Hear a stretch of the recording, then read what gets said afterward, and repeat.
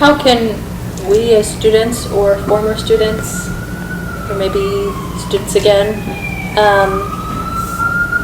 facilitate in our day-to-day lives and interactions this kind of humility or openness to other people's humanity that we're starting to talk about? Because I feel like we could often get sort of bogged down in the institutional change that needs to occur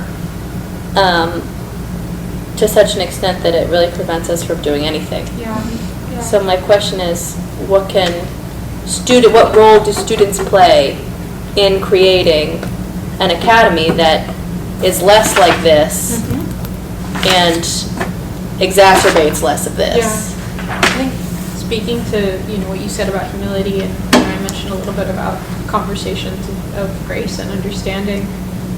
I think we are all, whether we know it or not, are a part of sub-communities within New York that are diverse in political nature. I think our willingness to have those conversations, especially intergenerational conversations, has been diminished because of fear. I think, I feel like this, and I might be the only one, but sometimes, like, let's say my coworkers, at a job that I have, or, a faith community, or a club, or my local coffee shop, sometimes it's difficult to even go past, oh, thanks, have a good one, bye, like sometimes that's it, that's all I can muster up in that day. And of course boundaries are important, and if there is hostility, like, please step away from that. But I do think that something that I've tried to employ, especially being back here and back home, is the opportunity for conversation. It's everywhere. You could sit with someone on the side of the street and talk for hours and pick their brain about, their trauma and their, experiences. And who knows, maybe it's a weird conversation. But I think having those conversations, I don't know, this might just be a me thing, but I love to talk to people.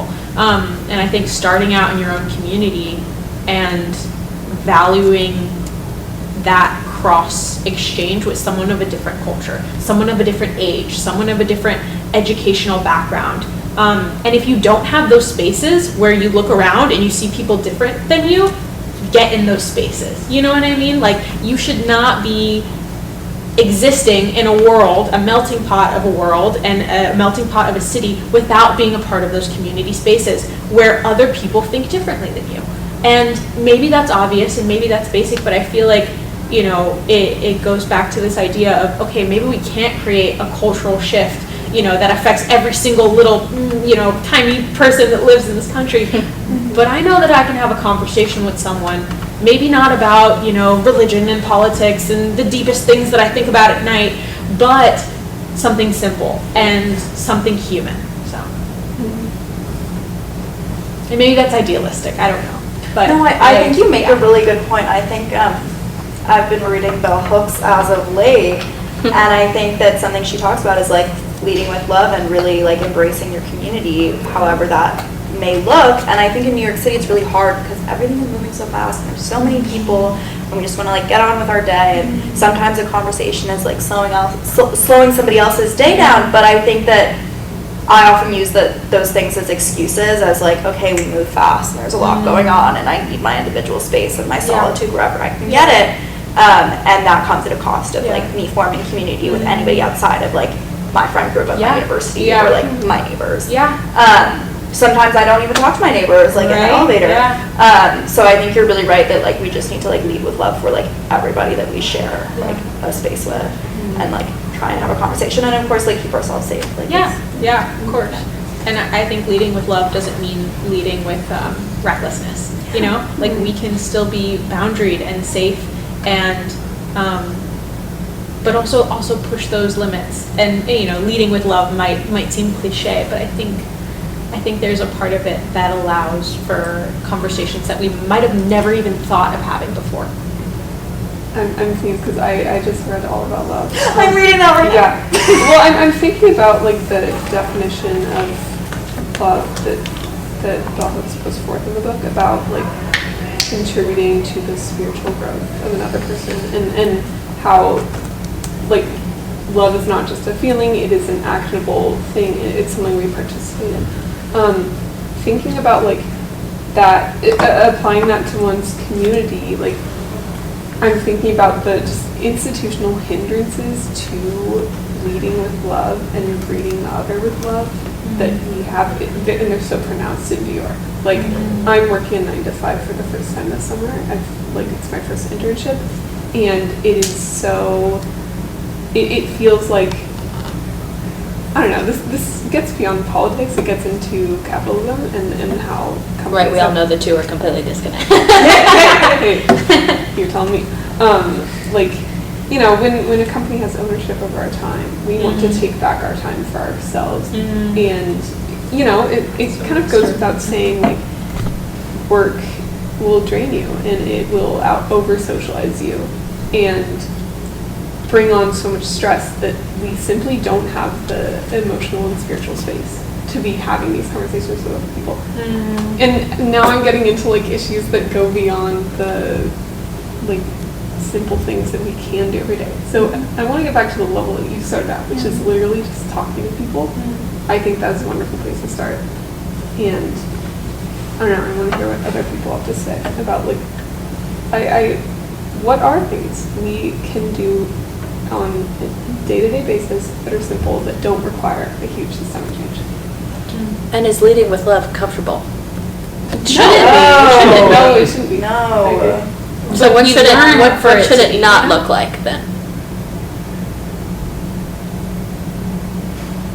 Well, I think, I don't know if this kind of answers the question, I guess. I think, thinking about this from inside of the academy, I think there's this tendency to be like, oh, well, I know why these things are happening. I know why these, like, systemic injustices are happening. And the people who, like, don't know, like, how can they not know? How can they not understand? Like, knowing why is not affecting that it's still happening. And so I think, like, there just needs to be a graciousness towards people that are feeling it and are not understanding, like, why exactly it's happening.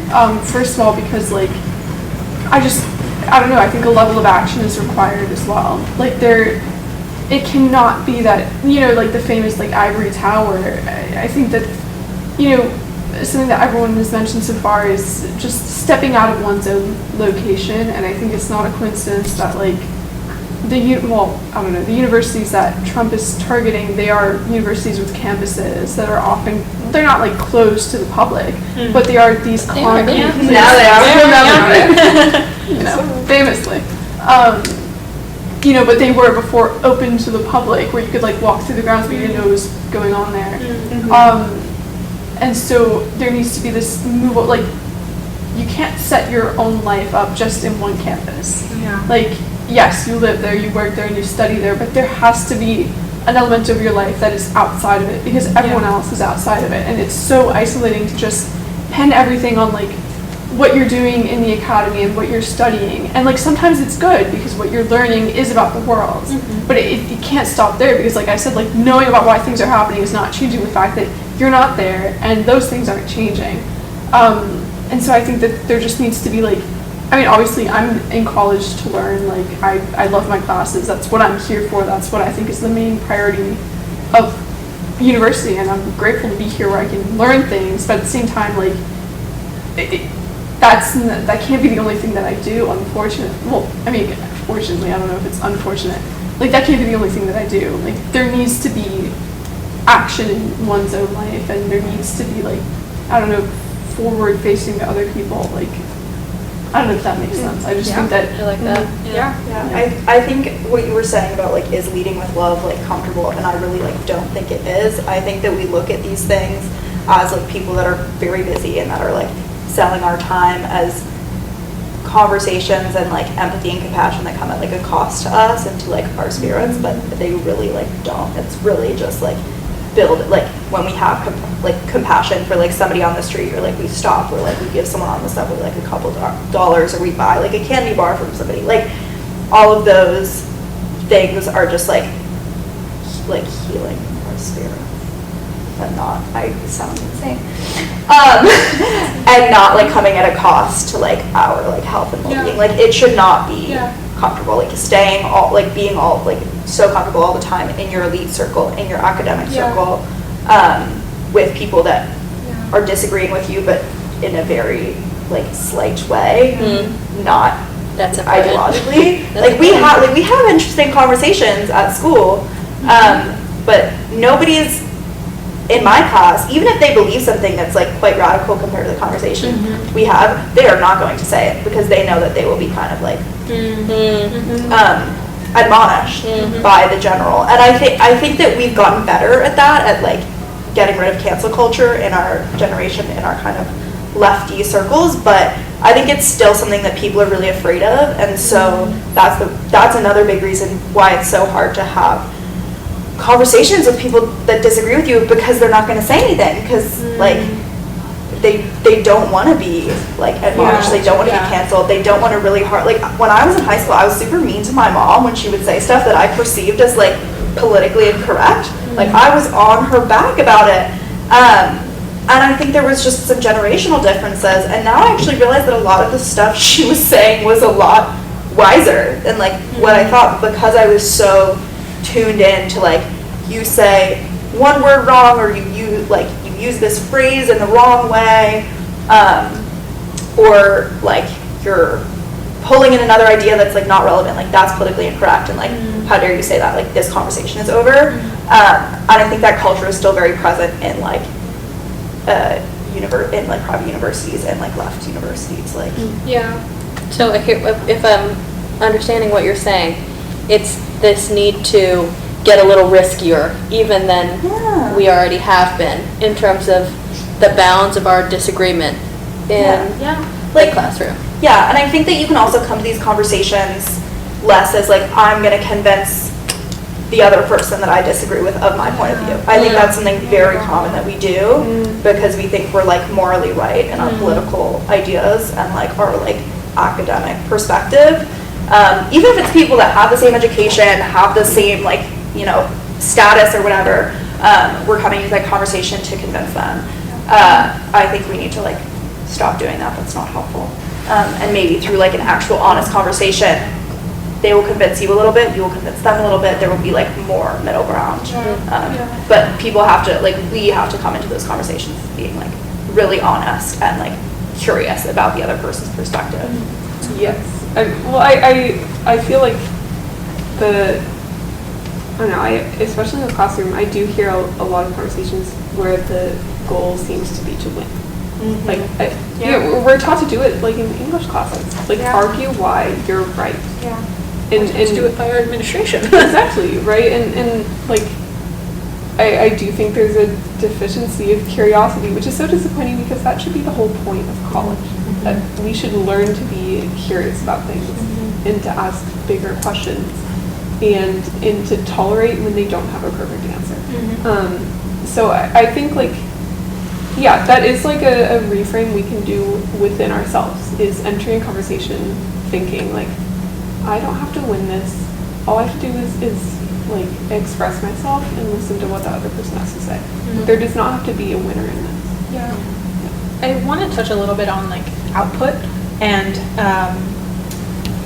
communicating with others and having difficult conversations from a deficit.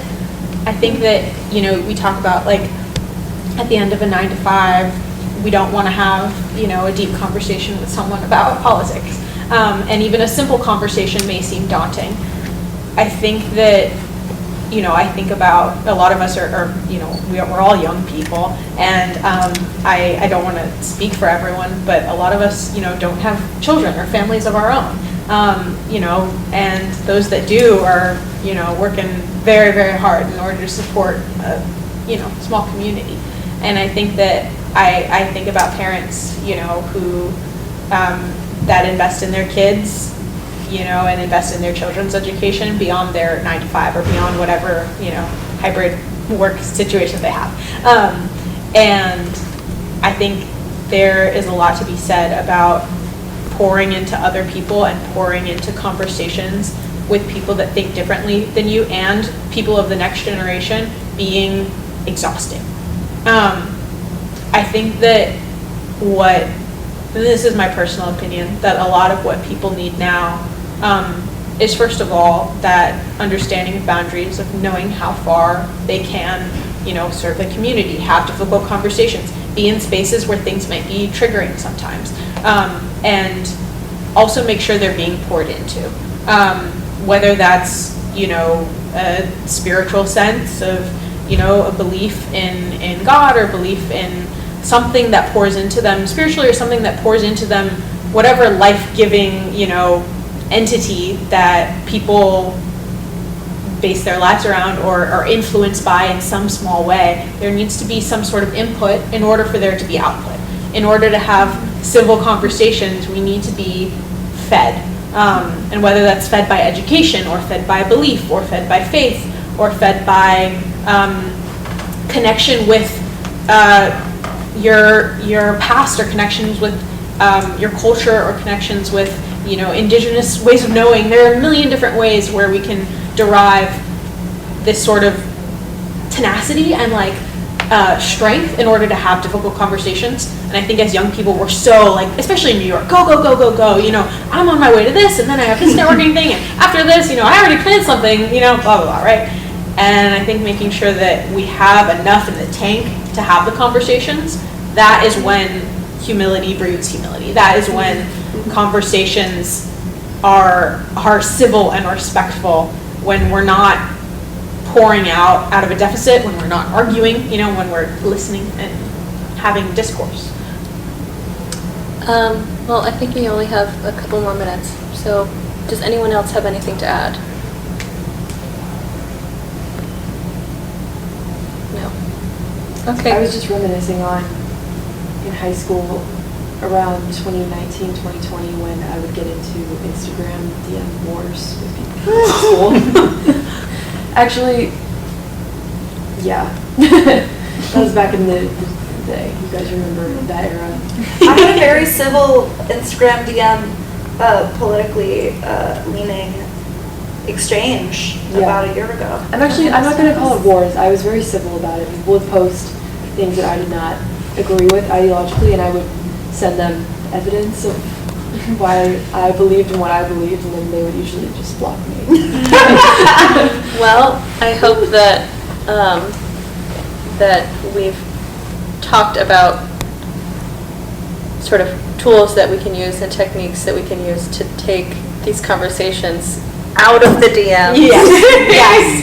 Yes. And put them into the communities that are near and also distant, to have conversations that, yes, are cognizant of boundaries, but also push us right up to the edge of those boundaries, and past the bounds of these sort of fixed notions that we have of ourselves and other people, so that we can hopefully move towards creating something better and more loving than we have now. Yeah. Okay. Thank you. Thank you so Thank you much. for hosting. Bye.